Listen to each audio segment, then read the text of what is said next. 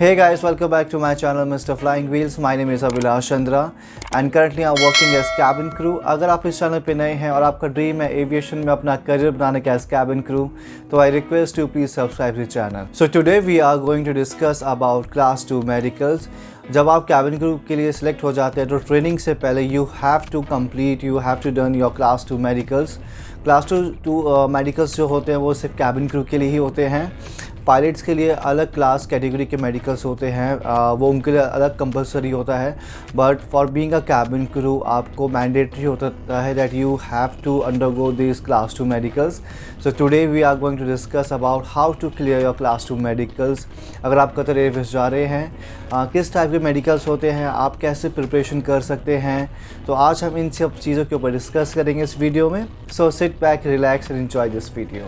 So when I join कतार Airways back in 2019, उस time उनका जो मेडिकल प्रोसेस था बहुत डिफरेंट होता था। जब हम लोग अपना फ़ोटोग्राफ राउंड कंप्लीट करते थे उसके बाद हमें एचआर का कोऑर्डिनेटर का मेल आता था that we have to undergo a class 2 medicals. So उसमें एक लिंक मेंशन रहता था मेन में। उस लिंक को ओपन करने के बाद you just have to put your basic information like your passport number, your name, your gender, your as.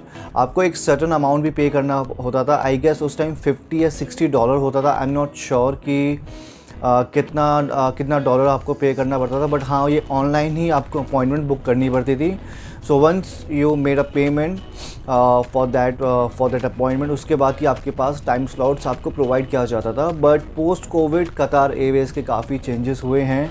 इनके इंटरव्यू हायरिंग में इनके क्लास 2 मेडिकल्स जो होते हैं उनका भी प्रोसेस काफ़ी चेंज हुआ है। अभी मेरे काफ़ी ज़्यादा कलीग्स दे ज्वाइन कतार एयरवेज, सो उन लोगों ने मुझे बताया, उनके थ्रू ही मुझे ये चीज़ पता चली कि अभी we have to go to Doha में ही आपके ट्रेनिंग के टाइम ड्यूरिंग योर ट्रेनिंग आपके जो मेडिकल्स है वो कराए जाते हैं। सो विल डिस्कस कि किस टाइप के मेडिकल्स होते हैं। एंड सो सबसे पहले जो आपका टेस्ट होता है वो होता है physical examination.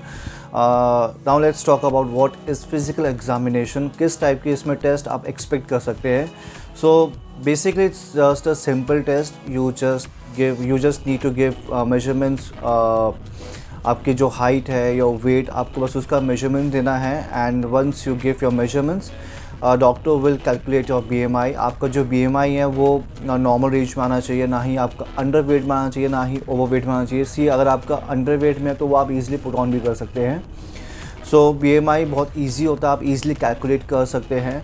So height, wait आपका फिज़िकल एग्जामिनेशन में चेक किया जाता है, प्लस योर आई साइट। जो आपकी आई साइट है कतार एयरवेज में एज सच ऐसा कुछ मेंशन नहीं है कि मिनिमम इतने ही आई साइट वाले दे विल हायर, बट हाँ आपकी हेल्दी आई साइट होनी चाहिए। आपका जो विज़न है वो 6x6 होना चाहिए।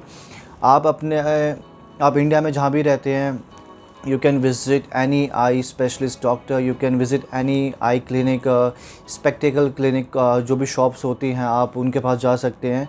they'll charge you lesser amount कुछ चार्ज करेंगे and you will easily get to know about your eyesight number, जो आपका नंबर है वो कितना है, प्लस आपको अपना विज़न भी पता चल जाएगा कि आपको जो विज़न है वो 6x6 है या नहीं है। तो ये 3-4 चीज़ें फिज़िकल एग्जामिनेशंस में they'll gonna find out about you कि आपका हाइट, वेट और आपकी जो आई साइड, आपको जो आई पावर है वो कितना है। Second test is going to be a blood test. आपका ब्लड सैंपल लिया जाएगा एंड उस एक ब्लड सैंपल से दे विल फाइंड आउट कि आपका जो ब्लड ग्रुप है वो क्या है। एंड STD जो डिजीज़ होती हैं, सेक्सुअल ट्रांसमिटेड डिजीज़, वो लोग भी क्रॉस चेक करते हैं कि आपके ब्लड टेस्ट से कि आपके बॉडी में कोई STD डिसीज़ है या नहीं है।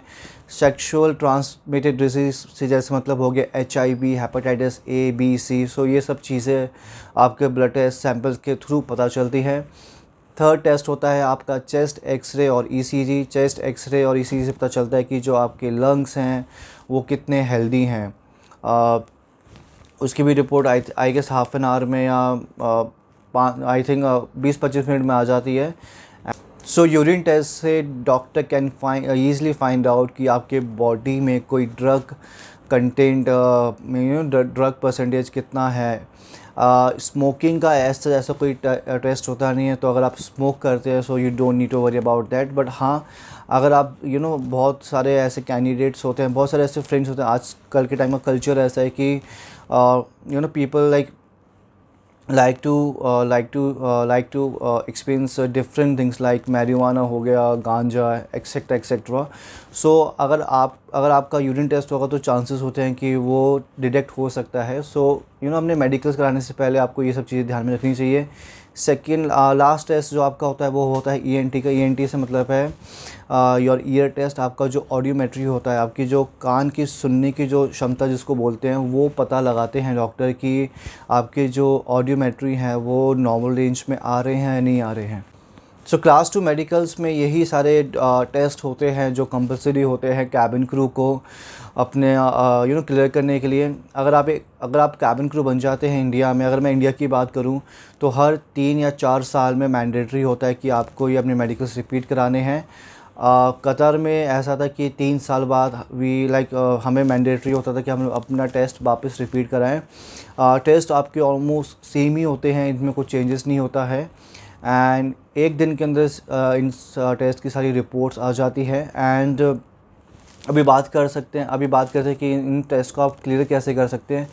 It's easy. आपको इसमें कुछ भी सोचने की ज़रूरत नहीं है, आप इजीली क्लियर कर सकते हैं. अगर आप हेल्दी हैं, आपको अभी तक कोई भी दिक्कत नहीं हुई है, लेट्स से आपको पास्ट में कोई भी शुगर की प्रॉब्लम नहीं है, अगर आपको कोई ब्रीथिंग की प्रॉब्लम नहीं है, तो आपको चिंता करने की कोई ज़रूरत नहीं है. आप ईज़िली टेस्ट ये सारे क्लियर कर लेंगे.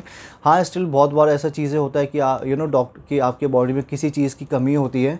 तो उस सिनेरियो में जो डॉक्टर होता है वो सबसे पहले देखता है कि जो वो चीज़ है वो रेक्टिफाई हो सकती है या नहीं हो सकती है. अगर वो रेक्टिफाई हो सकती है तो डॉक्टर आपको कुछ प्रिस्क्राइब मेडिसिन्स देते हैं, आपको एक टाइम दिया जाता है, वो आप ईज़िली अपने कोऑर्डिनेटर से, अपने HR से शेयर कर सकते हैं. एंड आपको उस चीज़ के लिए भी टाइम दिया जाता है कि आप वो चीज़ इम्प्रूव कर सकें, रेक्टिफाई कर सकें. दैन उसके बाद आप दोबारा से उस चीज़ को रीटेस्ट करा सकते हैं और जो भी आपकी रिपोर्ट आएगी वो आप प्रेजेंट कर सकते हैं, फॉरवर्ड कर सकते हैं अपने. I hope you like this video. अगर आपको वीडियो अच्छा लगा, you can share your feedback in my comment section.